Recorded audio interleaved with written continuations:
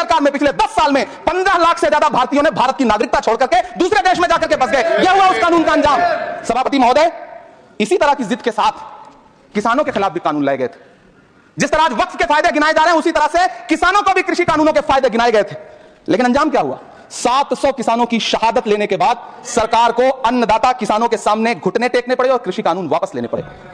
जिल्ले इलाही, जमहूरियत जो है वो नफरत और ठसक से नहीं चलती है, अकड़ से नहीं चलती है, उसमें सबकी हिस्सेदारी जरूरी है। कल देश के माइनॉरिटी मिनिस्टर ने लोकसभा में खड़े होकर एक शेर सुनाया था कि मुझसे कोई बदगुमान ना हो, तो मैं उन्हें एक शेर सुनाना चाहता हूं कि मैं आज जद पे हूं तो इतना खुशगुमान ना हो, मैं आज जद पे हूं तो इतना खुशगुमान ना हो, चिराग सबके बुझेंगे हवा किसी की नहीं।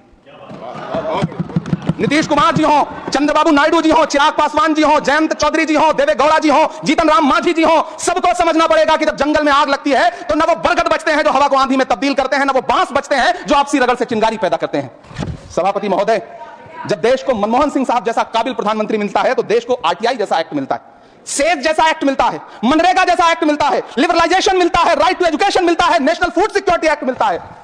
लेकिन जब देश को सौगातें में मोदी मिलती है तो क्या मिलता है? सीए मिलता है, फॉर्म्स लॉ मिलता है, आर्टिकल 370 मिलता है, इलेक्टोरल बॉन्ड जैसा एक्ट मिलता है और वक्फ अमेंडमेंट एक्ट जैसे बिल देश को मिलते हैं। मुझे तो अपने हमवतन भाइयों से पूछना है कि आपको अपने बच्चों की तरक्की, खुशहाली और नौकरी की दरकार है या फिर मुसलमानों की दान की गई जमीनों को लूट कर धन्ना सेठों को देने की साजिश करने वाले कानून की?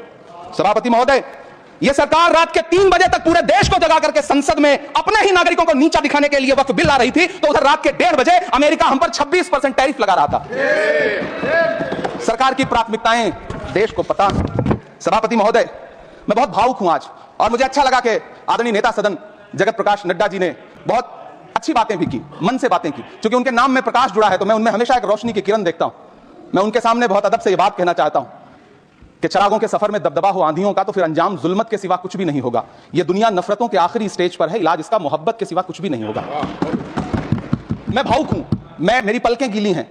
अगर देश की एक बहुत बड़ी आबादी को लगता है कि आप उसका भला करने के लिए नहीं बल्कि उनकी इबादतगाहों, उनकी कब्रिस्तानों, उनकी खानकाहों को बर्बाद करने का बिल ला रहे हैं, तो फिर आप अगर समझाने में नाकामयाब रहे हैं तो यह आपकी नाकामयाबी है। पहले समझाइए, उसके बाद कोई बिल लेकर के आइए, तब शायद हम आपका इतनी पुरजोर तरीके से विरोध ना करें।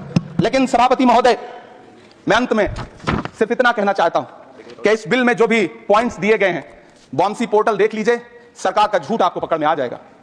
हम डरे नहीं हैं, हम सिर्फ सरकार से अपील कर रहे हैं कि हमें अपना समझिए, हम आपके अपने हैं, इस देश के नागरिक हैं और आप ताकत में हैं। संख्या बल के आधार पर बिल हो सकता है आप पास करा लें, लेकिन आपको यह बात समझनी पड़ेगी कि हम तो वो तारीख हैं, जहनों में रहना है जिसे कागजी पुर्जे नहीं जो फाड़ डाले जाएंगे। जिस जमीन पर मैं खड़ा हूं ये मेरी पहचान है। आप आंधी हैं तो क्या मुझको उड़ा ले जाएंगे?